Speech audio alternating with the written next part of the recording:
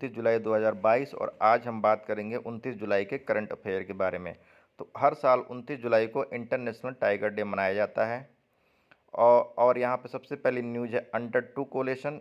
तो एक global network है of state and regional government का जो कमिटेड है to reduce emission in line with the Paris agreement. किस तरह के एमिशन? CO2 गैस का एमिशन और ग्रीन हाउस गैस का एमिशन पेरिस एग्रीमेंट 2015 में हुआ था। ये एग्रीमेंट UNFCCC COP21 के तहत हुआ था।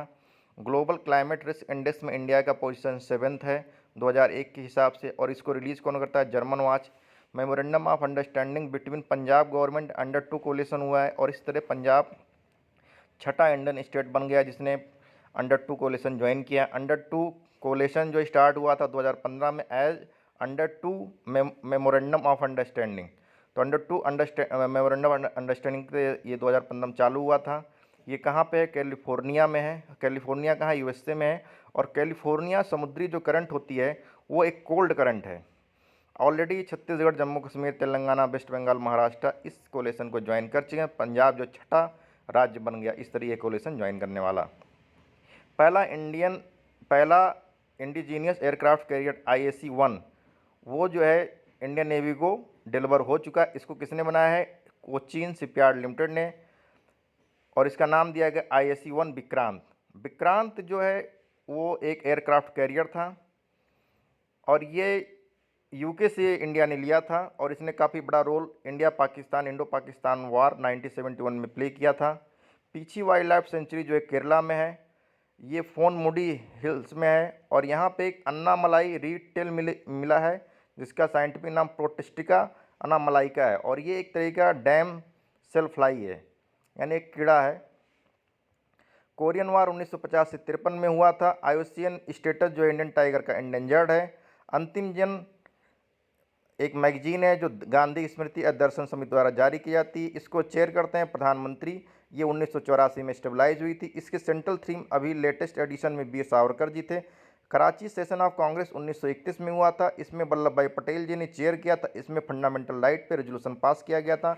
एनवायरनमेंट परफॉर्मेंस इंडेक्स जो है वर्ल्ड इकोनॉमिक फोरम और एल एंड कोलंबिया यूनिवर्सिटी द्वारा जारी की जाती है। यह हर 2 साल में जारी की जाती है। और 2022 वाला एनवायरनमेंट परफॉर्मेंस इंडेक्स में इंडिया का 180th रैंक है जो सबसे लास्ट में है। यहाँ पे 3 पॉलिसी ऑब्जेक्टिव होते हैं: environment, health, ecosystem vitality, climate change. यहाँ पे 40 परफॉर्मेंस इंडेक्स दिए गए हैं जिसको इन्होंने 11 इशूज में ग्रुपिंग की हुई है। और यहाँ पे आप देख सकते हैं कि EPI स्केल जो है 0 से 100 है। 0 जो है वर्स्ट है, 100 बेस्ट है। डेनमार्क ने टॉप किया है। इंडिया का जो स्कोर है वो 18.9 है, और इस तरह इंडिया 180th यानी सबसे लास्ट में है। इंडियन मेट्रोलॉजिकल डिपार्टमेंट ने जो है जुलाई महीने के लिए एरिट्रिक एनोमली आउटलुक जारी किया है इंडेक्स। इसमें बोला गया है कि 85% जो डिस्ट्रिक्ट हैं इंडिया के वो एरिड कंडीशन यानी सूखे की कंडीशन झेल रहे हैं। यानी 756 जो डिस्ट्रिक्ट है इंडिया में उसमें सिर्फ 63 नॉन एरिड कंडीशन में है। ड्रॉट जो है 3 तरीके के होते हैं: metrological drought, hydrological, agriculture. Metrological बारिश कम हो रही है, पानी नहीं बरस रहा है। हाइड्रोलॉजिकल सरफेस वाटर से रिलेटेड होता है, जैसे रिवर, लेक और रिजर्वायर जो है उसमें पानी की कमी हो जाती है। एग्रीकल्चरल ड्रॉट जो होता है वो सॉइल मॉइस्चर यानी सॉइल में नमी नहीं रह रही है, वो उसको स्टोर नहीं कर पा रहा है। 11वां एग्रीकल्चर सेंसस 2021-22 में हो रहा है। ये हर 5 साल में होता है। ये 1970-71 से चल रहा है, और ये कोलैबोरेशन में होता है स्टेट और यूटीज़ के साथ एज पर program of world census of agriculture of food and agriculture organization. Food and agriculture organization के बारे में सबको पता ही होगा कि ये इसका हेडक्वार्टर रोम में है। फर्स्ट टाइम जो डाटा कलेक्शन होगा वो स्मार्टफोन और टैबलेट पे होगा, यानी पहली बार हम लोग डाटा कलेक्शन स्मार्टफोन और टैबलेट के थ्रू करेंगे। First world census of agriculture 1930 में हुआ था। इंडिया नहीं इंक्लूड करता है किस तरह के लैंड को, मतलब जिस लैंड पे खेती नहीं हो रही है या जो लैंड लाइव स्टॉक में लगा हुआ है उसको हम लोग एग्रीकल्चर लैंड में जब यहाँ पे सेंसस करते हैं उसमें काउंट नहीं करते हैं। फिर अकॉर्डिंग टू 10th सेंसस जो 10वां सेंसस हुआ था आज के 5 साल पहले, उसमें जो स्मॉल और मार्जिनल फार्मर है उनके पास 2 हेक्टेयर से कम लैंड है और इनकी संख्या 86.2% है, जबकि एरिया सिर्फ कवर करते हैं 47.3%। बाकी 50% से ऊपर जो एरिया कवर की जाती क्रॉप लैंड की वो मात्र 14% के लॉ द्वारा की जाती है। नेक्स्ट न्यूज़ एफडीआई के बारे में। एफडीआई हाईएस्ट जो अब तक मिला है इंडिया को 84.835 बिलियन डॉलर यूएसडी में 2021-22 के लिए। तो टॉप एफडीआई सोर्सिंग नेशन हमारे लिए सिंगापुर है, फिर यूएसए, फिर मॉरिशस है जहाँ से मिला है। फिर रिसीविंग स्टेट में कर्नाटक टॉप किया है, फिर महाराष्ट्र, फिर दिल्ली है। फिर सेक्टर वाइज देखा जाए तो कंप्यूटर सॉफ्टवेयर एंड हार्डवेयर है, देन सर्विस सेक्टर है, फिर ऑटोमोबाइल इंडस्ट्री है। एफडीआई मैन्युफैक्चरिंग में लगभग 76% से बढ़ा है फाइनेंशियल ईयर 22 में 21 के अपेक्षा। 2010 में के Krishnamurthy versus union of India case हुआ था और इसमें एससी ने triple test criteria for reservation रख दिया था कि 3 तरीके के टेस्ट होने चाहिए रिजर्वेशन अगर लेना है।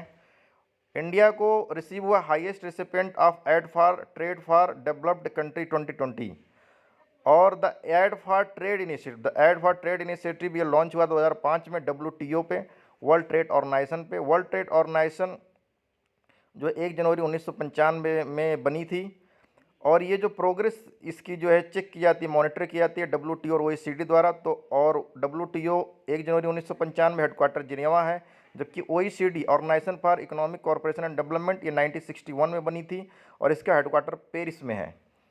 Goa has maximum internet penetration है और बिहार के पास lowest among state as per internet and mobile association of India. Internet and mobile association of India ने बोला है कि गोवा के पास मैक्सिमम इंटरनेट पेनिट्रेशन है जबकि बिहार के पास लोवेस्ट है।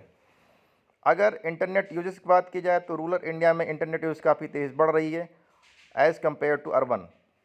रूरल इंडिया के पास 351 मिलियन यूजर हैं जो कि 37% रूरल पॉपुलेशन की है। अर्थ ओवरशूट डे इस साल 28 जुलाई को मनाया जा रहा है, जबकि पिछले साल 29 जुलाई को मनाया जा रहा था। कैलकुलेट किया जाता है इसको ग्लोबल फुटप्रिंट नेटवर्क द्वारा।